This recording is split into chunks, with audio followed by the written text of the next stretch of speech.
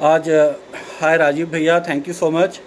राजीव भैया का बहुत इन्फ्लुएंस रहता है ड्रेसिंग में, बैठने पे, हेयर स्टाइल पे, कलमे कटवाने पे, सब पे राजीव भैया का बहुत बहुत ज़्यादा। He takes out of the way, he goes out of the way to help me. Thank you Verma sahab for joining. Thank you Amit Maurya ji. Now coming back to the thank you Ranu Das ji, thank you Radha Tiwari ji. ना आज 3 मुद्दे पे बात करेंगे। सबसे पहला मुद्दा ये है कि आज मैं धीरेन्द्र जैन साहब जो आज गुजर गए थे, रफ़ी साहब के साथ उनका बहुत ही गहरा ताल्लुक़ था। उन्होंने रफ़ी साहब पे कई सारी किताबें लिखी थी और आज मैं ये बताना चाहता हूँ, वो और मैं दोनों किताब लिख रहे थे रफ़ी साहब पे और वो गुज़र गए। तो आज का दिन दिल को बहुत दर्द होता है। अभी भी ऐसा लगता है कि जैसे कल ही उनसे बात हुई थी। दूसरा एक खुशखबरी ये है कि आनंद बख्शी साहब के बेटे राकेश आनंद बख्शी साहब, गुड इवनिंग राहुल, और से मेरी बातचीत हुई। जब मैंने उनको बताया कि इस बार मैं 2-3 बख्शी साहब के नज़म पेश करना चाहता हूं, तो वो बहुत ही फोर्थराइट होकर आए और उन्होंने बिल्कुल कहा कि हाँ करिए, आप ज़रूर करिए।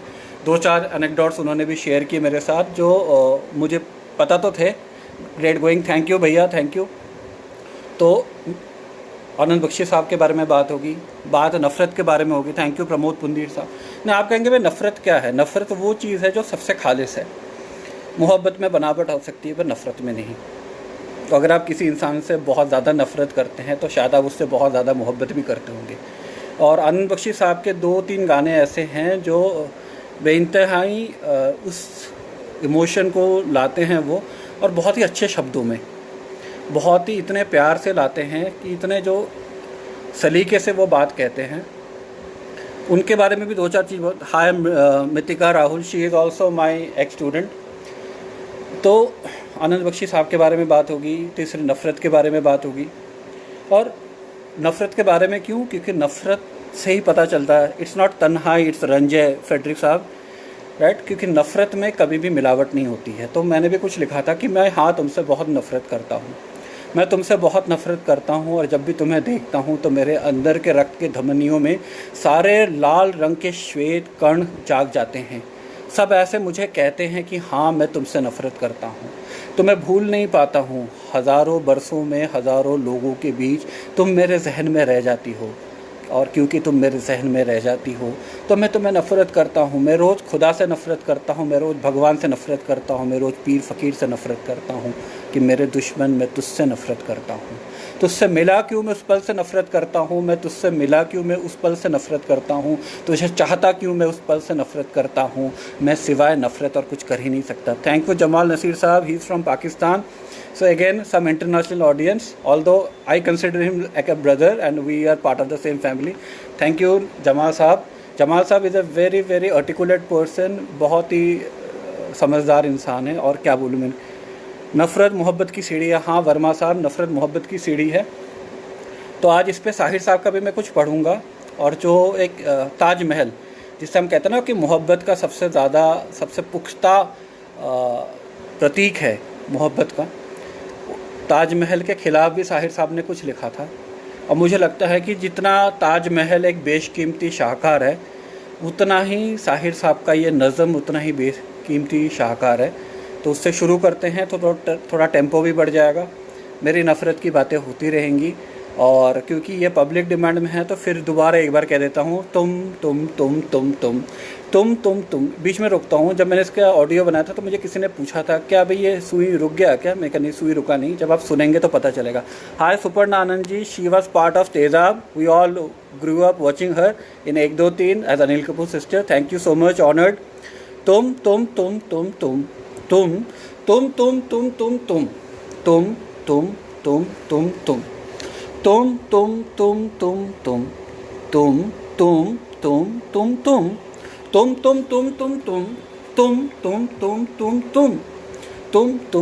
मेरे जिक्र में तुम, मेरे फिक्र में तुम, मेरे सुबह में तुम, मेरे रात में तुम, मेरे दिन के दोपहरी में तुम, कहीं से भी हो तुम, मेरे ज़िंदगी के एक एहसास हो तुम, हर खुशी में तुम, हर गम में तुम, हर फिक्र में तुम, हर जिक्र में तुम, हर जीत में तुम, हर हार में तुम।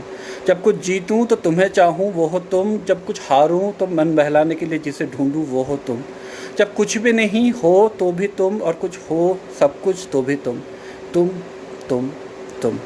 Thank you Jamal sahab, thank you Shashi sir. I am so sorry, I just forgot to call you Shashi Mehra ji sir, my apologies, I just forgot to call you. ठीक है, don't take it as my importance, I am really sorry. He is also a very well known poet. तो चलिए साहिर साहब को पढ़ते हैं थोड़ा सा, ताजमहल। ठीक है, और क्योंकि ये खालिस उर्दू है तो मैं महनूर और जमाल सर जी से रिक्वेस्ट करूँगा, कुछ गलतियाँ हो तो ज़रूर मुझे बताएं, है ना। ताज तेरे लिए एक मज़हर उल्फत ही सही, ताज तेरे लिए एक मज़हर उल्फत ही सही, तुमको इस वादी रंगी से अकीदत ही सही, तुम्हें इस वादी रंगी से अकीदत ही सही, मेरे महबूब कहीं और मिलाकर मुझको, मेरे महबूब कहीं और मिलाकर मुझको, बज़्म शाही में हम गरीबों का गुज़र क्या, बज़्म शाही में हम गरीबों का गुज़र क्या, सब जिस राह पे हो सतवते शाही के निशा। गौर फरमाइए, थैंक यू सोनम। सब जिस राह पे हो सतवते शाही के निशा, उस पे उल्फत भरी रूह का सफ़र क्या मानी, उस पे उल्फत भरी रूह का सफ़र क्या मानी। नहीं Shashi sir, I apologise, I really apologise. मेरे महबूब कहीं और मिलाकर मुझसे, बज़्म शाही में गरीबों का गुज़र क्या मानी, सब जिस राह पे हो सतवते शाही के निशान, उस पे उल्फत भरी रूह का सफ़र क्या मानी। मेरे महबूब पशे पर्दा ए तशीर बफ़ा, मेरे महबूब पशे पर्दा ए तशीर बफ़ा, तूने सतवत के निशानों को तो देखा होता, तूने सतवत के निशानों को तो देखा होता, मुर्दा शाही के मकाबिर से बहलने वाली, मुर्दा शाही के मकाबिर से बहलने वाली, अपने तारीख मकानों को तो देखा होता, अपनी तारीख मकानों को तो देखा होता। अनगिनत लोगों ने दुनिया में मोहब्बत की है, अनगिनत लोगों ने दुनिया में मोहब्बत की है, कौन कहता है कि सादिक नहीं थे जज्बे उनके। अनगिनत लोगों ने दुनिया में मोहब्बत की है, कौन कहता है कि सादिक नहीं थे जज्बे उनके, लेकिन उनके लिए तशहीर का सामान नहीं, उनके लिए तशहीर का सामान नहीं, क्योंकि वो लोग भी अपनी ही तरह मुफलिस थे। तो ये कहते हैं कि भाई बहुत सारे लोगों ने दुनिया में मोहब्बत की है, क्या ताजमहल बनाने से ही आपकी मोहब्बत है? ताजमहल बनाने से आपकी मोहब्बत नहीं है। थैंक यू पराग भैया, थैंक यू फॉर ज्वाइनिंग। अनगिनत लोगों ने दुनिया में मोहब्बत की है, कौन कहता है कि सादिक ना थे जज्बे उनके, लेकिन उनके लिए तशहीर का सामान नहीं, क्योंकि वे लोग भी अपनी ही तरह मुफलिस थे, वो हमारी तरह ही गरीब लोग थे। ये इमारतें, मकाबिर, ये फसीले, ये हिसार, गौर फरमाइएगा, ये इमारतों, मकाबिर, ये फसीले, ये हिसार, मुतलुक उल हुक्म शहनशाहों के अज़मत का सतूं। थैंक यू सो मच पराग भैया, थैंक यू सो मच अभिरुचि जी। अनगिनत ये इमारतों, मकाबिर, ये फसीले, ये हिसार, मुतलुक उल हुक्म शहनशाहों की अज़मत का सतूं, दामन ए दहर पे उस रंग की गुलकारी है, दामन ए दहर पे उस रंग की गुलकारी है, जिसमें शामिल है तेरे और मेरे अज़दाद का खून, जिसमें शामिल है तेरे और मेरे अज़दाद का खून। मतलब ये जो शहनशाह ने ताजमहल बनाने के बाद उनके हाथ कटवा दिए थे, तो उसमें तुम्हारे और मेरे लोगों के ही तो खून है ना, जो हम मज़दूर हैं, जो हम गरीब लोग हैं, हमारे तो खून है। तो मेरे महबूब कहीं और मिलाकर मुझसे, मेरे महबूब कहीं और मिलाकर मुझसे, मेरे महबूब उन्हें भी तो मोहब्बत होगी जिनके सनाई से बख्शी है इसे शक्ल जमील। मेरे महबूब उन्हें भी तो मोहब्बत होगी जिनको शनाई से बख्शी है इसे शक्ल जमील। उनके प्यारों के मकाबिर रहे बेनामो नमूद, उनके प्यारों के मकाबिर रहे बेनामो नमूद, आज तक उन पे जलाई नहीं किसी ने कंदील, आज तक उन पे जलाई नहीं किसी ने कंदील। मतलब वो जो गुज़र गए, वो जो मर खप गए, उनके साथ इतना कुछ हुआ, उनके बारे में किसी ने एक मोमबत्ती तक नहीं जलाई, उनको किसी ने याद नहीं किया। ये चमनज़ार, ये जमुना का किनारा, ये महल, ये चमनज़ार, ये जमुना का किनारा, ये महल, ये मुनक्कश दरो दीवार, ये महराब, ये तक, ये मुनक्कश दरो दीवार, ये महराब, ये तक। एक शहनशाह ने दौलत का सहारा लेकर, एक शहनशाह ने दौलत का सहारा लेकर हम गरीबों के मोहब्बत का उड़ाया मजाक, हम गरीबों की मोहब्बत का उड़ाया मजाक। तो आई होप कि मैं साहिर साहब के इस नाज़ा अज़ीम व शाहकार को मैं इसके साथ वफ़ा कर पाया और आप लोगों को अच्छा लगा। तो बताइएगा आप लोगों को कैसा लगा इस पे। तो आते हैं फिर नफ़रत की बात करते हैं कि इंसान किसी से क्यों नफ़रत करता है। Hi Nikhil, hi Nirmal Singh. Nikhil has been my classmate, Nirmal Singh has been my colleague. तो जब हम किसी से नफ़रत करते हैं तो आप ज़रूर देखेंगे कि वो ज़्यादा ध्यान में रहते हैं, वो हमारे ज़्यादा जहन में रहते हैं, हम उनको भूल नहीं सकते। तो इसी पे एक मेरा थोड़ा सा कोशिश है, उसको सुन लीजिएगा कि कौन कहता है कि मुझे सब भूल जाना है, कौन कहता है कि मुझे सब भूल जाना है, कौन कहता है कि मुझे अच्छा आदमी बन के रहना है, कौन कहता है कि मैं तुम्हें ना बताऊं मेरे गहरे चोट, कौन कहता है कि मैं तुम्हें ना बताऊं मेरे गहरे चोट, कौन कहता है मैं इन निशानों को छुपा लूं। मैं नहीं मानता इन रस्मों रिवाज से, मैं नहीं मानता इन रस्मों रिवाज से। मैं कोई अच्छा आदमी नहीं हूँ, मैं किसी किरदार में नायक नहीं हूँ, मैं खलनायक ही सही, तुम्हें मुझसे नफ़रत ही सही, मैं खलनायक ही सही। मैं तो चिल्ला चिल्ला के डंके के चोट पे कहूँगा अपने दर्द की बातें, मैं तो चिल्ला चिल्ला के डंके की चोट पे कहूँगा अपने दर्द की बातें। मैं सबको कह दूँगा, thank you so much, thank you so much. मैं सबको कह दूँगा मेरे दर्द की बातें। निशान सूद आ गए हैं। निशान सूद भी मेरे क्लासमेट थे। ये और मानिक, इनको मैं कोई पोएम लिख दूँ तो 2 मिनट में बता देंगे कहाँ कहाँ गलतियाँ हैं। ये है इनके मेरे तरफ dedication. Thank you Kunil sir. Kunil sir, मैं धीरेन्द्र जी के बारे में बात कर चुका हूँ, आप वीडियो में देख लेना। तो कौन कहता है कि मुझे अच्छा आदमी बनना है, मैं किसी नाटक का नायक नहीं हूँ। मैं तो ज़ोर से चिल्ला के बताऊँगा कि जहाँ मुझे चोट लगी है। मैं अपने दर्द को छुपाऊँगा नहीं, उसके निशान को दिखाऊँगा। मैं रास्ते में खड़े होकर मैं लड़ूंगा, चीखूँगा, चिल्लाऊँगा। कौन कहता है कि हमें अच्छा आदमी बनना है, मुझे तो अच्छा नहीं बनना। मुझे अपने दर्द के साथ जीना है, क्योंकि ये दर्द ही तो तुमने दिया है मुझे। ज़िंदगी भर जिस दर्द से मैं भागता रहा हूँ, ज़िंदगी भर जिस दर्द के लिए मैं सुकून ढूंढता रहा हूँ, वही दर्द तुमने मुझे दिया सबसे ज़्यादा। मुझे नहीं बनना अच्छा आदमी, मुझे नहीं बनना एक अच्छा इंसान। मैं नायक नहीं, मैं खलनायक ही सही।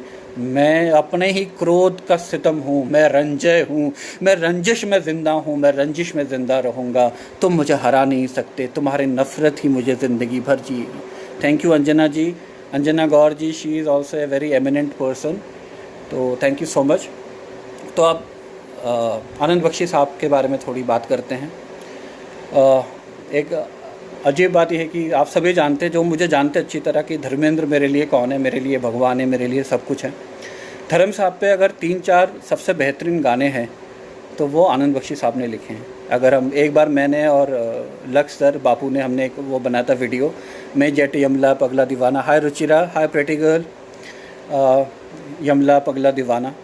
दूसरा, हम बेवफा हरगिज़ न थे पर हम वफ़ा कर ना सके। और तीसरा, मेरे दुश्मन तू मेरे दोस्ती को तरसे।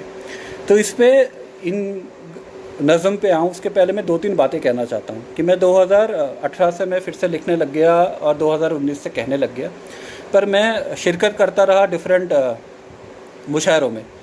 तो उसमें मैंने देखा कि लोग ने एक अजीब सी वो चीज़ है, thank you so much, important to be real and perfect, दिल दिया दर्द लिया। एक ना एक इम्पॉर्टेंट चीज़ मैंने देखा है, और इसको किसी भी मज़हब के साथ ना जोड़े। ये मैं एक प्रोफेशन में देखता हूँ कि अगर आपके नाम के साथ उर्दू का कोई लफ्ज़ ना हो और आपके सरनेम के साथ कोई पूरी या मतलब कानपुरी याद ये वो ना हो, तो आपको शायर नहीं माना जाता। ठीक है। तो कई लोग ये कहते हैं कि भाई आनंद बख्शी साहब दूसरों से लिखवाते थे, तो मैं उनके लिए एक 2-3 किस्से बताता हूँ, तो उससे आपको पता चलेगा अगर वो लिखवाते थे तो कैसे हो सकता है। जब वो शुरू में आए बम्बई स्ट्रगल कर रहे थे, तो एक बार निराश होकर चले भी गए। दूसरे बार उनको कोई रेलवेज़ में मिले तो उन्होंने कहा कि आप मेरे घर पे रह सकते हैं, खा सकते हैं, पर रोज़ आपको स्ट्रगल के लिए जाना पड़ेगा। ठीक है। Thank you so much Jamal ji. आया मैं ऑनेस्ट एंड रियल पर्सन यार, मैं जो भी हूँ वही हूँ, यहाँ मैं अजनबी हूँ, उस पर आता हूँ मैं। तो वो जाते थे, तो एक बार रोशन साहब ने उनको बुलाया, अपने जो कॉपी को लेकर वो बारिश में गए, मूसलाधार बारिश में, एक प्लास्टिक के अंदर डाल के अपने यहाँ पे छुपा के ऐसे लेके गए। तो जो इंसान किसी दूसरे से लिखवाता होगा, क्या उस कॉपी का वो इस तरह से ख्याल रखेगा? हम जब किसी पे भी कीचड़ उछालते हैं, हम ये नहीं समझते कि किसकी कितनी मेहनत जाती है। और ये मैंने कई बार देखा है ना कॉलेज में पढ़ाते हुए, क्योंकि मैं पीएचडी नहीं था, तो क्या होता था, अरे इसके तो लंबे बाल है, तब इससे भी बड़े बाल थे, ये अनमैरिड है, थोड़ा चमड़ा भी सही है, तो इसलिए लोग इससे पढ़ लेते हैं, लोग इसको खुश रखते हैं। तो ऐसा नहीं है। दूसरे ने उनके बड़प्पन की मैं बात करना चाहता हूँ। ये नहीं कि भाई राकेश आनंद बख्शी साहब ने मुझे भेजा इसलिए मैं कर रहा हूँ, पर ये जो सच बात है वो मैं ज़रूर करना चाहता हूँ। जावेद अख्तर साहब ने मुझे कहा था ये कि जब एक बार ना वो लिखना शुरू किया उन्होंने lyrics, you are great in everything you do, no not at all Ruchira, not at all, I beg to agree with you. तो उसमें ना जावेद अख्तर साहब ने उनको कहा था कि मुझे, मैं लिखने लग गया था लिरिक्स, तो वो मुझे पार्टी में मिले, तो उन्होंने अपना ऐसे क्रॉस पेन निकाल के उनको दे दिया, कहते इससे लिखिएगा। ठीक है भाई, हेलो इकबाल कादिर साहब। तो जावेद अख्तर लिखने लग गया और उनकी सिलसिला वगैरह के लिरिक्स तो काफ़ी अच्छे थे। तो दोबारा जब आनंद बख्शी साहब उनको मिले तो उन्होंने मुस्कुराते हुए कहा कि यार लिखने के लिए कहा था, इतना अच्छा लिखने के लिए थोड़ी कहा था। तो ये जो सेंस ऑफ ह्यूमर है ना, इससे पता चलता है कि इंसान क्या है। क्या हुआ जो दिल टूटा है, कुछ तो अपने भी साथ छूटे हैं। अंजना जी, मैं ये मानता हूँ कि मैं अभी, आप अगर इसका वीडियो सुनेंगे ना तो बहुत लोगों का साथ है मेरे साथ, क्योंकि मेरा पास कोई गुट नहीं है, मैं किसी फोरम में कविताएं नहीं पढ़ता हूँ।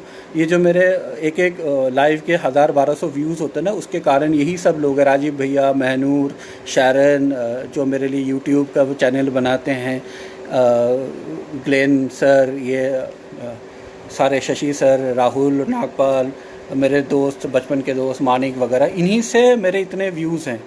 ठीक है, क्योंकि मैं जो भी हूँ मैं वैसे ही हूँ, यहाँ मैं अजनबी हूँ। तो एक ना ये आनंद बख्शी साहब के ये बड़प्पन है। तो मैं ना इस चीज़ को, एक जो इंसान इतना सोच सकता है वो कभी भी दूसरे से ये काम नहीं करवा सकता। ठीक है, लाइव डिस्कनेक्ट हो गया, ठीक है, कोई बात नहीं, क्यों बोलो, मुझे क्या पता लाइव क्यों डिस्कनेक्ट हो गया, राइट। तो अगर हम इस पे आते हैं दोबारा कि जो आप किसी से नफ़रत करते हो, तो इस पे ना मिसेस रोशन मल्होत्रा, रोशन साहब की बीवी ने कहा था कि इसी नज़म पे कि आपने शायद बहुत किसी से मोहब्बत की है। Saumya Buddhi Raja, sorry for being late, no issue, Saumya is my junior from school Don Bosco. तो उस पे आते उस नज़म पे कि मेरे दुश्मन तो मेरे दोस्ती को तरसे, मेरे दुश्मन तो मेरे दोस्ती को तरसे, मुझे गम देने वाले तू खुशी को तरसे। देखिए एक कैसी बद्दुआ है, बद्दुआ ऐसी है पर जिसमें कोई भी खटास नहीं है, सुनने में भी कितना शालीनता है उस हर एक शब्द में, कि मेरे दुश्मन तो मेरे दोस्ती को तरसे, मुझे गम देने वाले तू खुशी को तरसे, कि तूने ये सितमगर मुझसे अच्छी दिल्लगी की है, तूने ये सितमगर मुझसे अच्छी दिल्लगी की है, बन के दोस्त तूने मेरे से दुश्मनी की है, कि बन के दोस्त तूने मुझसे दुश्मनी की है। Right, at this moment I may not be able to answer all the queries and all the points they are coming. Thank you Namita ji, I always, good evening Namita ji, thank you that you have come. उनका खुद का live है, I think 8 बजे से या 9 बजे से, तो I will just reply all of you after the live is over. तो मेरे दुश्मन तू मेरे दोस्ती को तरसे, मुझे गम देने वाले तू हर खुशी को तरसे। तो उसमें एक उनका पॉइंट आता है कि इतना तो असर हो जाए मेरी वफ़ाएं वो बेवफ़ा, इतना तो असर हो कर जाए मेरी वफ़ाएं वो बेवफ़ा, एक रोज़ तुझे याद आए अपनी जफ़ाएं वो बेवफ़ा। वाह, अब just try to understand crispness कि एक दिन तो तुझे भी याद आए अपनी जफ़ाएं वो बेवफ़ा। पशेमा हो के तू रोए तू हंसी को तरसे, पशेमा हो के तू रोए तू हंसी को तरसे, मेरे दुश्मन तू मेरे दोस्ती को तरसे। Thank you so much. मैं एक चीज़ कहना चाहता हूँ इसके पहले मैं भूल जाऊँ, क्योंकि सफ़ेद बालों के साथ उम्र भी हो रही है।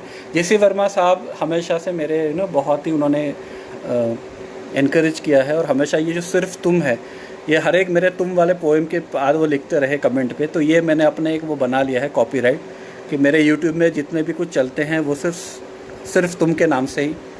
और इस पर मैं एक बात कहना चाहता हूँ कि क्या लाइन है, मेरे दुश्मन तो मेरे दोस्ती को। थैंक यू सुभाष और मैं जूनियर, सारे शेर ही खूबसूरत थे। Thank you so much sir. मैं एक चीज़ और कहना चाहता हूँ कि एक ना मैं जो मेरे यूट्यूब का काम देखती है, उतना अमेजिंग उन्होंने कल एक किया कि जितने लोग मुझे तारीफ़ करते उनके लिए एक उन्होंने एक थैंक यू वीडियो बनाया। इस गाने में धर्म जी का भाव कुछ कह देते थे, हाँ जी, तो उसको आप ज़रूर देखें, वो मैंने फेसबुक पे डाला है, या उसको यूट्यूब में देखें। वो एक बहुत ज़बरदस्त वीडियो बनाया है और मैं उनके लिए बहुत शुक्रगुजार हूँ, क्योंकि रात के 12-1 बजे तक ना वो मुझसे पूछती रहती है, मैं इधर प्रैक्टिस करता हूँ, मैं उनको इरिटेट होकर जवाब देता हूँ, पर वो करती रहती। तो आप सब जो ये अच्छी चीज़ें लिखते हैं, कहते हैं, आप सबके लिए एक वीडियो है। Rajneesh ji, thank you so much for joining, I am really honoured. तो मेरे दुश्मन तो मेरे दोस्ती को तरसे, मुझे गम देने वाले तू खुशी को तरसे, तू फूल बने पतझर का तुझ पे कभी बाहर ना आए, तू फूल बने पतझर का। उसे नहीं कह रहे कि तुम कांटे बनो, तुम फूल ही बनो, पर पतझर के बनो, कि जिस पे कभी भी कुछ खिले नहीं। मेरी तरह तू तड़पे, तुझको कभी करार ना आए। और ये वही जानते हैं, ये वही कह सकते हैं कि जो ज़िंदगी में तड़पे। और मुझे लगता है कि भगवान ने जब भी इंसान को बनाया, thank you so much Namita ji. Namita ji had been a great influence. मैं इनके साथ एक दो इंसान औरों का नाम लेना चाहता हूँ, मैं जो नाम भूल गया हूँ। एक है गोपाल गुप्ता जी, लास्ट 6-7 महीने में सबसे ज़्यादा मैंने उनसे पोएट्री लेकर मेरे डिस्कशंस हुए। गुड इवनिंग रजनीश जी। और दूसरी प्राची। प्राची खुद भी एक बहुत अच्छी पोएटेस है। प्राची बहुत खुद भी अच्छा लिखती है, पर प्राची में एक बहुत अच्छी बात है, जो आज ये आवाज़ आवाज़ आवाज़ ये उसने शुरू की थी, ठीक है। और दूसरी बात ये कि जब भी कुछ भी इम्प्रूवमेंट होता तो सबसे पहले आके वो मुझे कहते हैं हाँ इस बार तुमने अच्छा किया, तुमने मेरा कहना माना। तो एक इंसान के अंदर एक इनहेरेंट ऑनेस्टी है कि भाई हाँ तुम अच्छा कर रहे हो तो मैं तुम्हें बता रहा हूँ, उसमें कोई जलन नहीं है, उसमें कोई मेरे साथ भी ऐसा कि अगर उसके लाइव में व्यूज़ अच्छे नहीं होते ना तो मैं उसको डांट लगाता हूँ, बोलता ये करो वो करो, क्यों नहीं व्यूज़ आ रहे हैं या ज़्यादा व्यूज़ लाओ। तो एक बहुत अच्छी एक इंसान है वो प्राची, इसलिए मैं उसकी तारीफ़ हमेशा करता हूँ। तीसरे में एक इंसान का और नाम लेना चाहता हूँ, नाम ना लूँ तो बहुत बुरा लगेगा और वो ज़रूरी भी है, विकास भट्टाचार्य सर। एक बार मेरे ये सिर्फ ये तुम पे उन्होंने एक कहा कि भाई एक बार मैं गाना बजाते हुए, वो मेरे ध्यान पे यही तुम्हारा ये पोएम था, तो ये मेरे लिए एक बहुत गर्व की बात है कि एक खुद जो एक अजीम फ़नकार हैं, खुद एक बहुत अच्छे कलाकार हैं, म्यूज़िशियन है और बहुत मल्टी टैलेंटेड इंसान है, उसके कानों तक अब पहुँच रहे हैं। तो फिर आते हैं कि मेरे दुश्मन तू मेरे दोस्ती को तरसे, मुझे गम देने वाले तू हर खुशी को तरसे। तो ये जो है ना कि आप किसी से खुशियाँ छीन रहे हो, पर कैसे छीन रहे हो। और ये एक बहुत ही गुड इवनिंग हर्षित, एक बहुत ही पढ़ा लिखा सुलझा हुआ इंसान।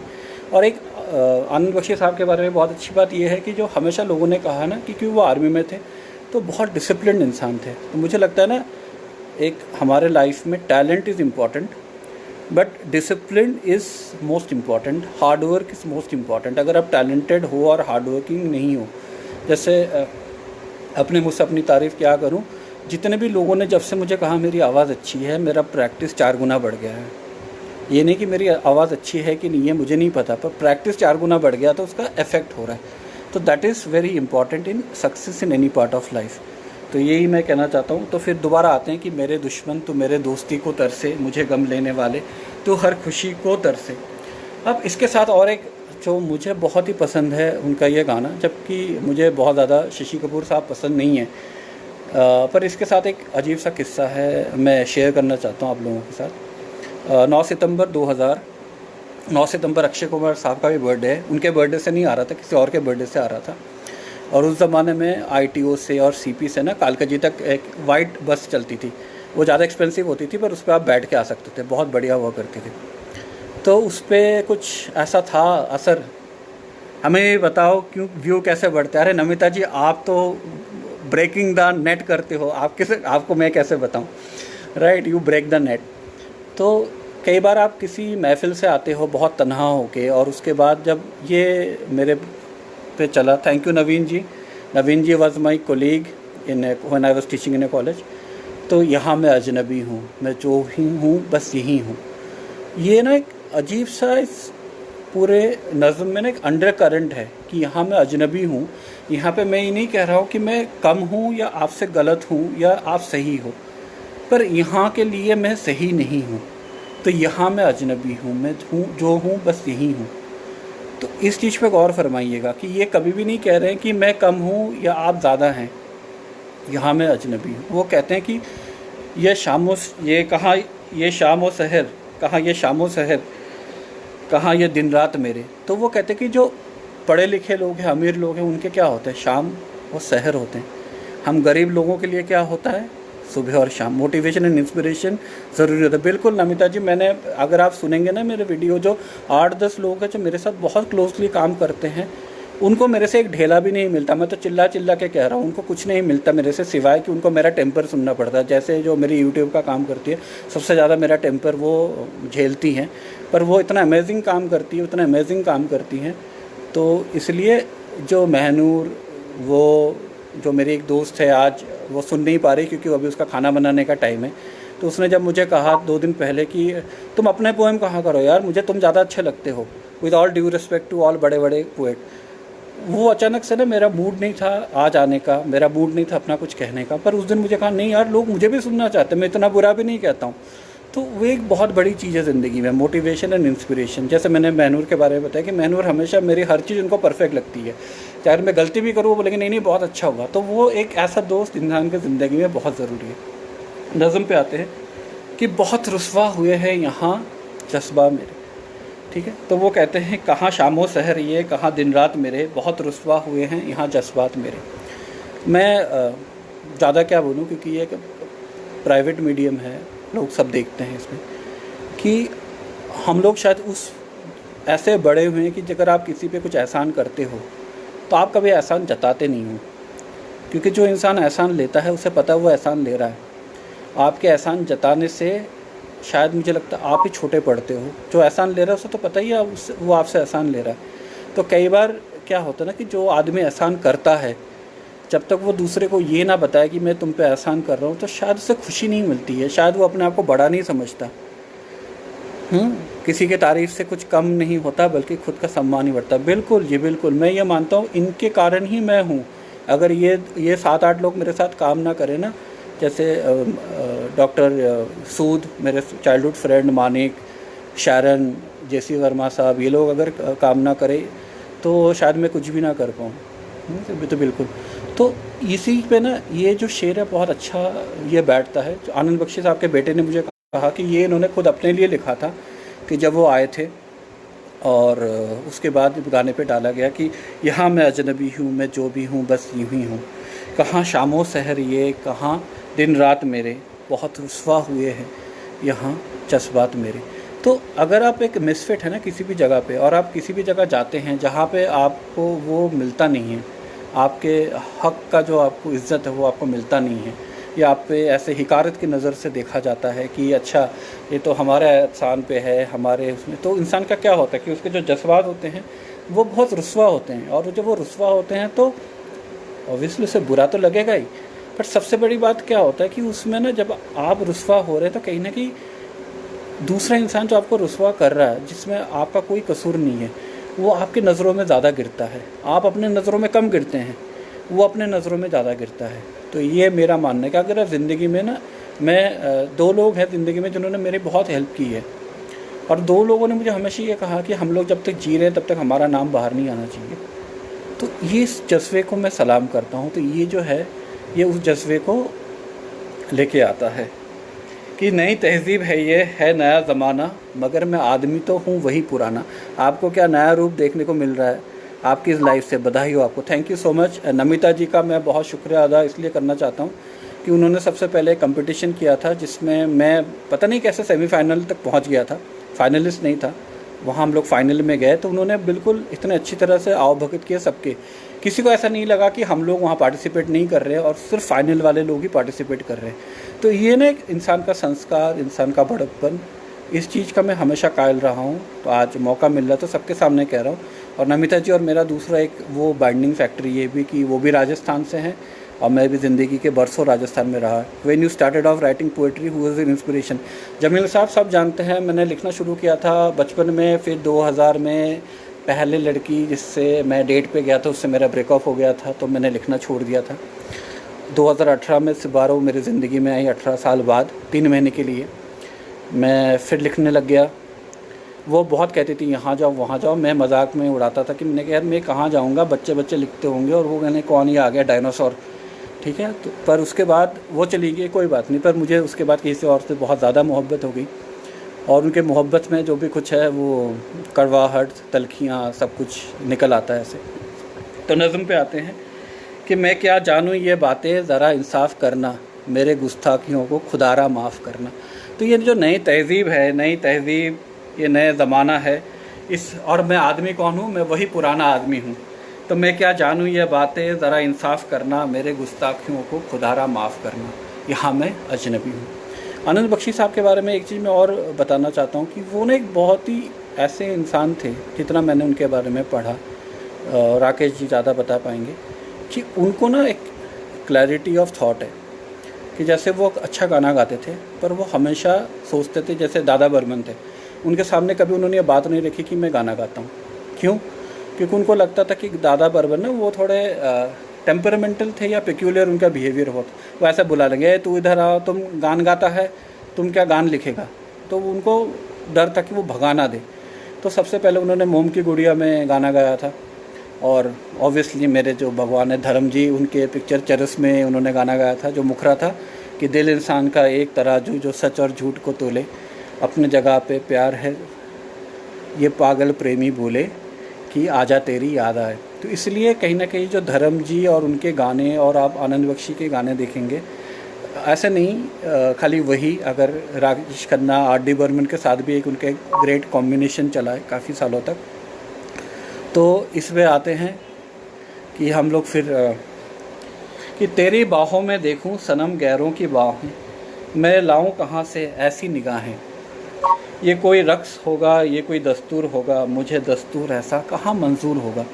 कई बार मुझे कई लोगों ने कहा कि तुम पॉजिटिव हो, तो मुझे एक बहुत अच्छी बात याद आ गई कि पॉजिटिव वही इंसान होता है जो आपके साथ टाइम पास नहीं कर रहा होता है। जो आपके साथ टाइम पास कर रहा होता है ना, उसको आपसे कोई लेना देना नहीं है। एक दूसरी बहुत अच्छी बात याद आ गई, मैं इसके लिए नाम लेना चाहूँगा शालिनी कश्यप जी का। तो वो आजकल वो एक्टिंग का कुछ कोर्स कर रही है, तो उनका जो एक्टिंग कोच है उन्होंने एक बहुत अच्छी बात लिखी है, थैंक यू स्वरूप बसाक, कि all men are not bad and all women are not good. तो हमारे देश में एक स्टीरियोटाइप है ना कि हम अगर औरत को देवी की तरह पूजा करते हैं तो हर एक कोई देवी ही होगी, हर एक देवी नहीं होती है। और जैसे आजकल वो फेमिनिस्ट और लिबरल्स कहते हैं कि every man is a dog, तो every man is not a dog, some are lions and some are tigers to.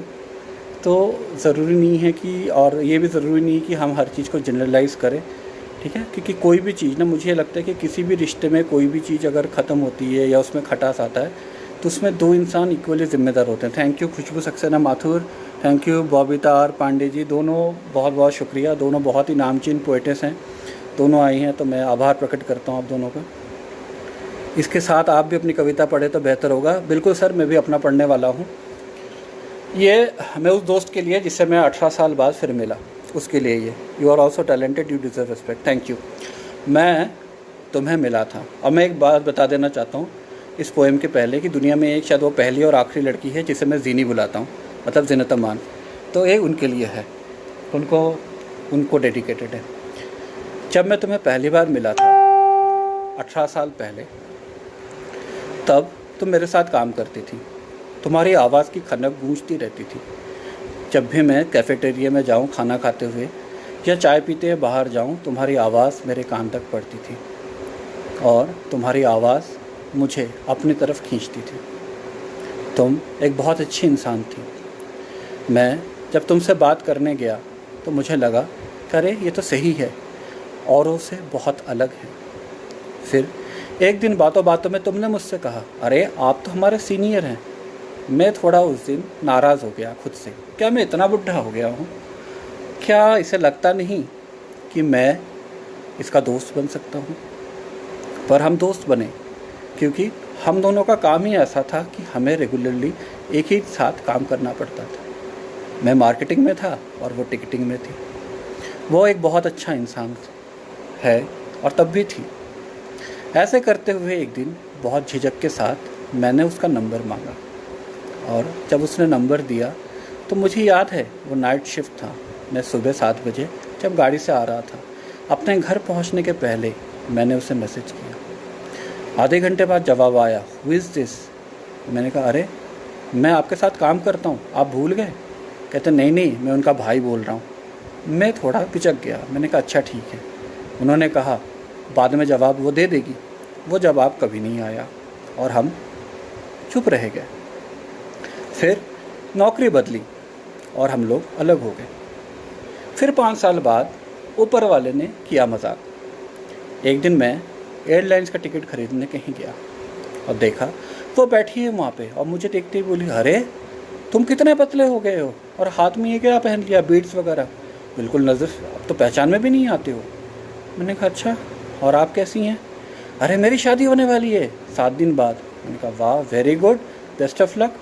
और हम फिर जुदा हो गए। फिर मैंने 1 बार 2 बार या 3 बार पता नहीं फ़ोन किया था जहाँ वो काम करती है, पर वो काम छोड़ चुकी थी और मैंने कहा चलो अच्छा है, वो अपनी ज़िंदगी में खुश है, भगवान करे वो खुश रहे। फिर कई साल गुजर गए। हाँ बताता हूँ, 14 साल। 2019 की बात है जनवरी शायद, मैं मेट्रो में था, आ रहा था और थोड़ा परेशान सा था। अचानक वो फ्रेंड रिक्वेस्ट भेजती है, मैं देखता हूँ और कहता हूँ अरे ये तुम हो क्या?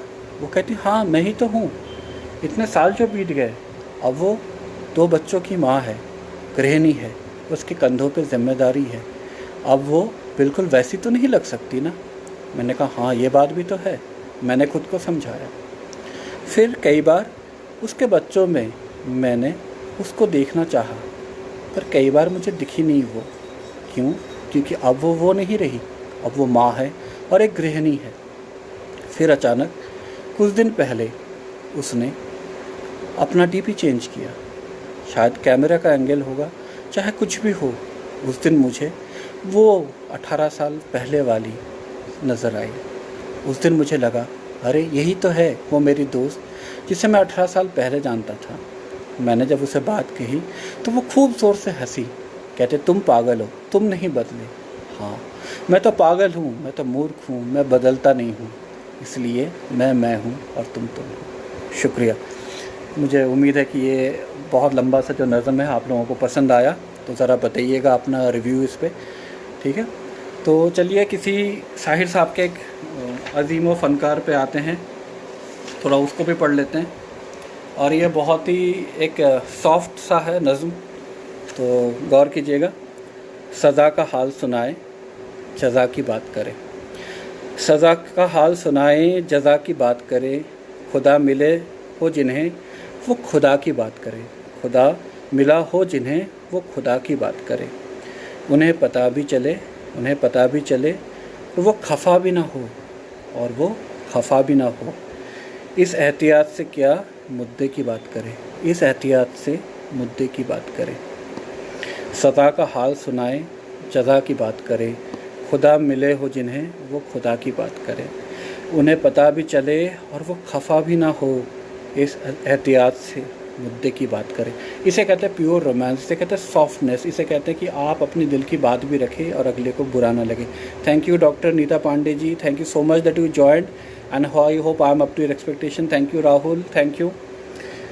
हमारे अहद की तहज़ीब में कुबा नहीं है, हमारे अहद की तहज़ीब में कुबा नहीं है, अगर कुबा हो तो बंदे कुबा की बात करें। कुबा मतलब डोम, हम जानते हैं ना, कुबा डोम को कहते हैं। हमारे अहद की तहज़ीब, तहज़ीब आप जानते हैं, तहज़ीब किसे कहते हैं, में कुबा नहीं है ही नहीं, अगर कुबा हो तो बंदे कुबा की बात करें। हर एक दौर का मज़हब नया खुदा लाता है, ये बहुत इम्पॉर्टेंट है, इस चीज़ को बहुत गौर से सुनिएगा सब।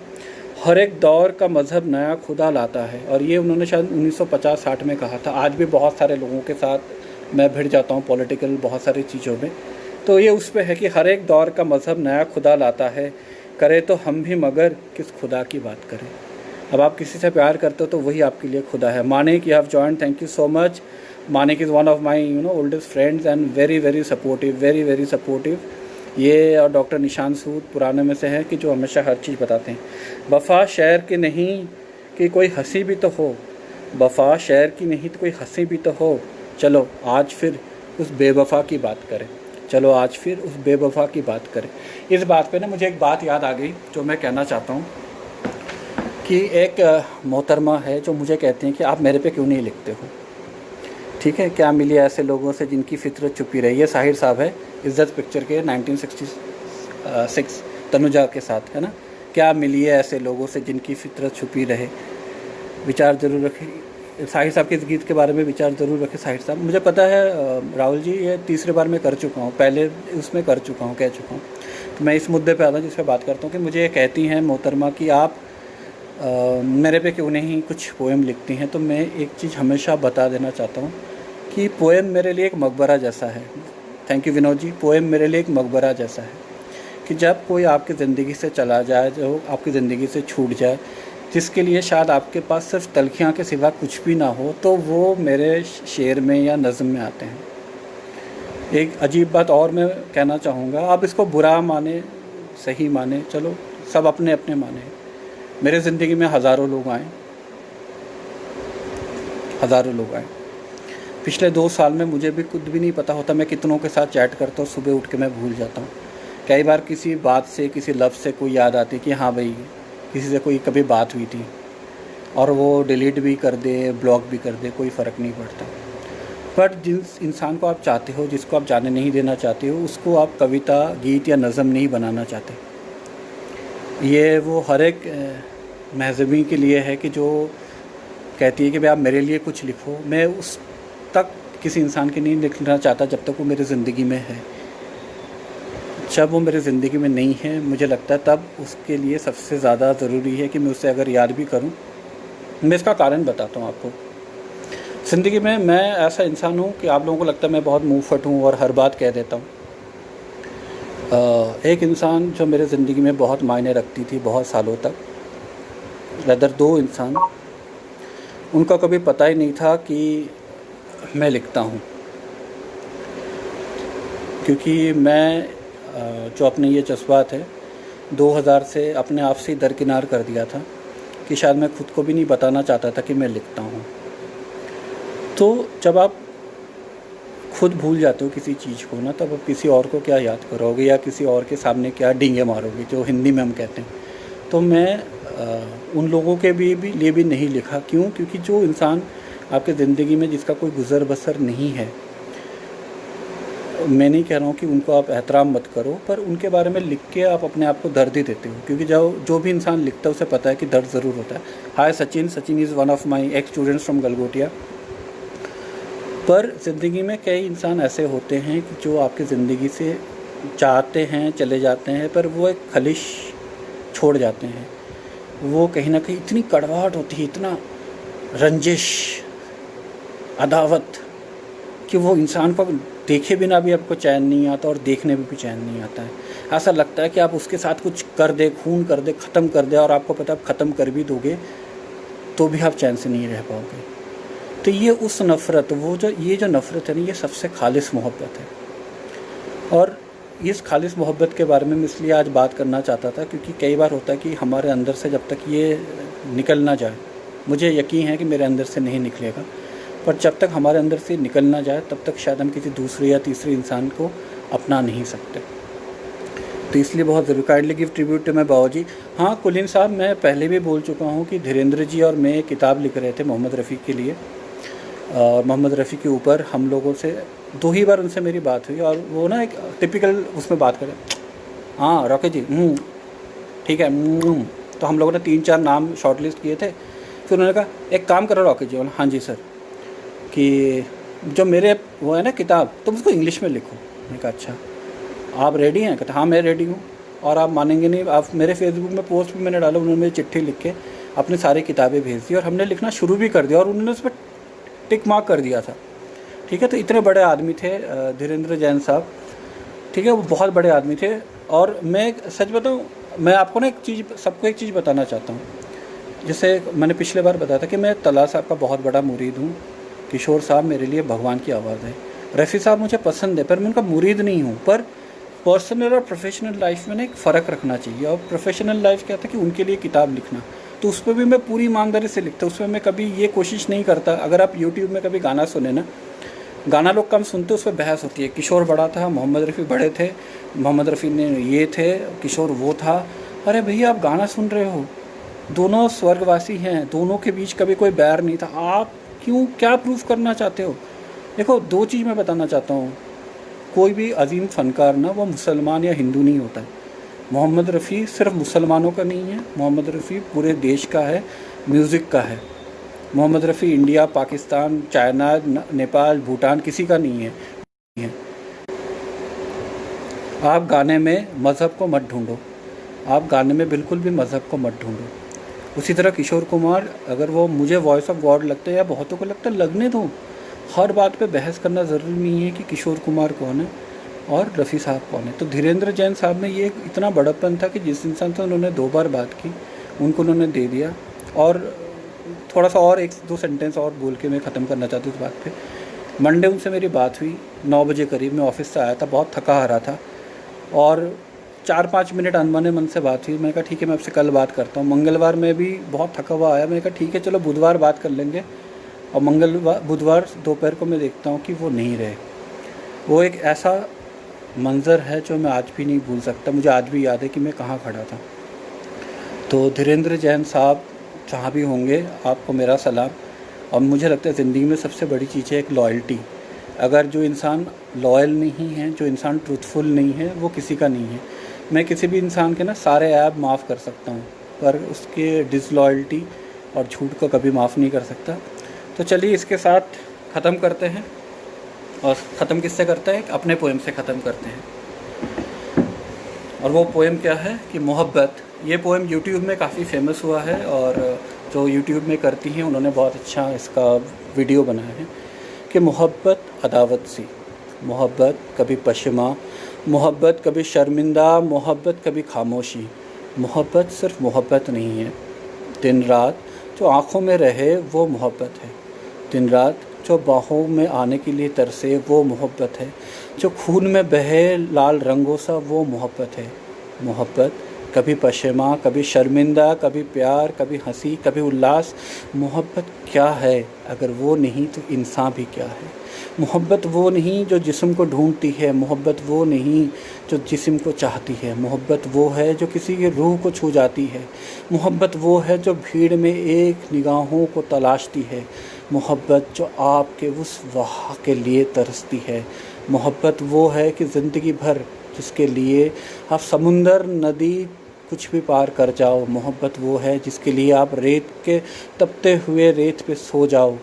मोहब्बत वो है जिसका कुछ भी कहीं भी कीमत नहीं। मोहब्बत वो है जो उस जज्बे का कुछ भी शामिल नहीं, सिवाय जज्बे का वो कुछ भी नहीं। मोहब्बत वो है जो आपके आँखों से मेरे तक पहुँच जाता है। मोहब्बत वो है जो मेरे दिल तक पहुँच जाता है। मोहब्बत मोहब्बत मोहब्बत। और ये आज मोहब्बत ही है। मैं एंड करने के पहले कहना चाहता हूँ, जिन लोगों का मैंने नाम लिया, ये उनकी मोहब्बत है। जो ये आवाज़ जो लोग कहते हैं कि दूर तक पहुँचती है, ये उनकी मोहब्बत है कि ये आवाज़ में बुलंदी रोज़ बढ़ती है। ये मोहब्बत है कि आज हज़ारों लोग मुझे सुनते हैं। ये वो मोहब्बत है। उस मोहब्बत को सलाम करता हूँ और ये मानता हूँ कि नफ़रत भी मोहब्बत है। इसी के साथ तहे दिल से आप सबका शुक्रिया। बहुत जल्दी हाज़िर होता हूँ आप सबके सामने। खुदा हाफिज़।